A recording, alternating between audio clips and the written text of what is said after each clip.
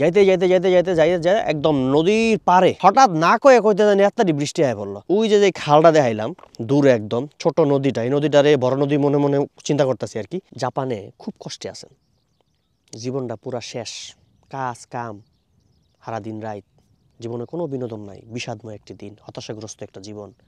বারবার সিদ্ধান্ত লইলেছেন জামগা দেশ আর থাকবো না। মন খুললা কেউ দুইটা কথা কইতেও পারেন, একটু জোরে একটু ফোনে কথা কইবেন, একটু চিল্লাই সিগুর মিগুর পারবেন, সেটাও পারতেছেন না। বাড়ির পাশের মানুষ বিচার দিয়া বইব, একটু শব্দ হইলে বিচার দিয়া লাই, তাই না? আপনার লিয়ে একটা জায়গা খুঁজতে খুঁজতে আজকে এমন একটা জায়গায় আইছি যেখানে আইয়া আপনি জাপানেরই আইয়া দুমালে যদি চিল্লাপাল্লা করেন, ইচ্ছা মতো সিকিউর পারেন, কেউই শুনবো না। ইচ্ছা মতো সিকিউর পাবেন, আশেপাশে কেউ নাই, কিচ্ছু নাই, দেখবেন নন্দী।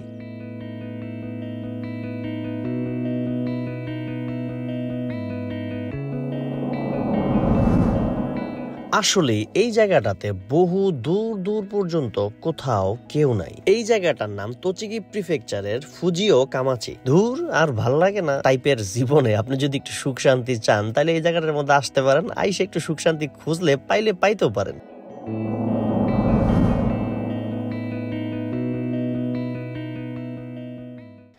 এই জায়গাটা তাই অনেক কথাই মনে পড়তেছে আমাকে। মুন্সিগঞ্জে যখন আমরা একটু গ্রাম দিকে, আরও বেশি গ্রাম দিকে যাইতাম, ধরেন হচ্ছে হোলাকান্দি, মানে গ্রামের নামের শেষে কান্দি যুক্ত যেগুলো আর কি, তো ওই সব এলাকায় যখন যাইতাম, তো যাওয়ার পরে বন্ধুবান্ধব তা ছিল অনেক।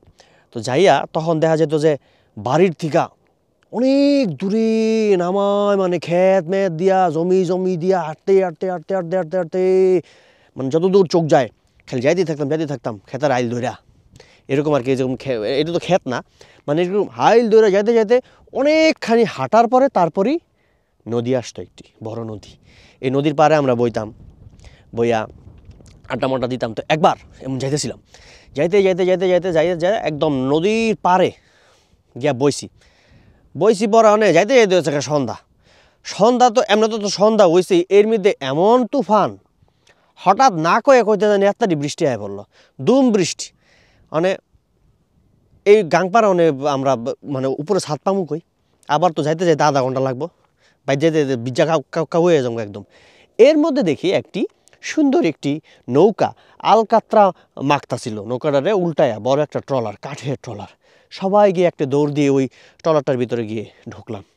ট্রলারটা সুন্দর একটু উল্টানো, আরে স্মৃতি। ওই ট্রলারের ভিতরে বয়া থাকলাম, মানে নিচে আর কি, আলকাত্রার গন্ধ ভালোই লাগতেছিল। তো এইখানে আমার কাছে মনে হইতেছে যে ওই যে খালটা দেখাইলাম দূরে একদম ছোট নদীটা, এই নদীটারে বড় নদী মনে মনে চিন্তা করতেছি আর কি। তো ওইখানে দেখে মনে হইলো যে আমরাও ঠিক এরকম বাড়ির আইল দইরা, মানে জমির আইল দইরা যাইতে একদম বড় নদীর পাড়ে গিয়ে আমরা বসতাম, গান মান গাইতাম, বৃষ্টির মধ্যে ভিজতাম, আলকাতরা মাখানো একই নৌকার নিচে বসতাম। এই স্মৃতি, আহারে বাংলাদেশ। এইখানে আপনি ইচ্ছা মতো চিকড়ি করতে পারবেন, কেউই আপনার ধমকও দিত না, কেউ জিগাইতো না, ভাই তুই কি আন কান্তাছস, আমার একটু তোর কথাটি। মানে এখানে কেউ না। আপনি আবার ভাববেন না যে আমি আমার মনের কষ্টে এখানে আইছি, মনের কষ্টে হয় না, আমি এখানে ঘুরতেই আইছিলাম। তো আমি ভাবলাম এই জায়গাটা আপনার জন্য একটা আদর্শ জায়গা হইতে পারে। আপনি চাইলে এখানে জাপানের এই জায়গাটার মধ্যে আপনি মানে একটা নির্বাসনের একটা স্বাদ নিতে পারেন, বা মনে মনে এটা বাংলাদেশও ভাবতে পারেন। মানে চমৎকার একটা জায়গা। যদিও অন্য সময়, মানে ধরেন যে আর কয়দিন পরে এই জায়গাটার মধ্যে এই যে আশেপাশে যা দেখতেছেন এগুলি সব ঘাস দিয়ে ভরে যাবে, সবুজ ঘাস। আর যখন শীতের সময় তখন এদিকে এই ঘাসগুলি এই কালার হয়ে যায়, যেটা নাই যে এই কালারটা আর কি, এই কালার হয়ে যায়। কিন্তু এখন যেহেতু শীতও না, মানে গরমও না, ঘাসগুলি কই গেছে আমি কইতে পারতেছি না, কিন্তু অন্য সময় এখানে ঘাস থাকে, বিশ্বাস করেন ঘাস থাকে একটু একটু, এই যে শৈশবগুলো দেখা যায়।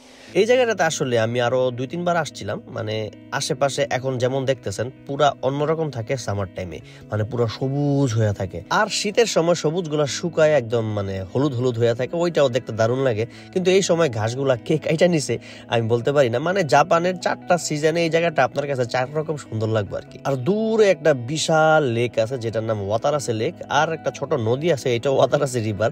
এখানে আইসা আপনি এই জায়গাটা জায়গাটার মধ্যে ঘুরে ঘেরা দেখতে পারেন, জায়গাটা আসলে দারুণ। আর এখানে এত এত পরিমাণ মানে এত রকমের পাখি আছে, এই পাখির ছবি তোলার জন্য প্রতিদিন প্রচুর পরিমাণে ফটোগ্রাফাররা বিশাল বিশাল ক্যামেরা লইয়া একটা জায়গাতে ভিড় করে। ওই পয়েন্টটাতে আমি যাই নাই, কারণ ওইখানে ড্রোন উড়ানো নিষেধ, কারণ ওইখানে স্বাভাবিক ড্রোন উড়ানো নিষেধ থাকবেই, কারণ প্রচুর পরিমাণে পাখি যেহেতু। এই জায়গাটা একটু ক্লিয়ার আছে, আর এই জায়গাটার মানুষজন তেমন একটা নাই, এর লেগে আমি সবসময় এই জায়গাটার মধ্যে আসি আর কি। এক্সাক্ট লোকেশন যদি কেউ চান তাহলে আমার কমেন্টস করতে পারেন, আমি আপনারা এই একদম মানে এই জায়গার লোকেশনটা যেন আমি দাঁড়ায় আছি, এই জায়গার লোকেশনটা আপনারা দিয়ে দিব। জাপানে আসলে ঘোরার মতন প্রচুর জায়গা আছে, আর এমন এমন কান্ট্রি সাইডের জায়গাগুলো আছে যেগুলোতে গেলে আপনি আসলে বাংলাদেশের একটা ফিল পাইবেন। এই জায়গাটাতে আবারও আমি কোন এক সময় হয়তো বা নেক্সট সামারে যখন আরো বেশি সুন্দর হয়ে যাবে এই জায়গাটা, মানে একদম সবুজ হয়ে যাবে, তখন আবারও আইসা এই জায়গাটা আপনাদেরকে আবারও দেখাবো। আর যেটা শুরুতে কইছিলাম, জাপানে আপনি এত এত চাপের মধ্যে থাইকাও যদি একটু চাপ ছাড়া খোলামেলা একটা জায়গা চান, মানে একটা শান্তির জায়গা চান, তাহলে আপনি এখানে আসতেই পারেন। আইসা যতই চিল্লাচিল্লি করেন আপনার ধমক দেওয়ার মতন আসলে এখানে কেউ নাই।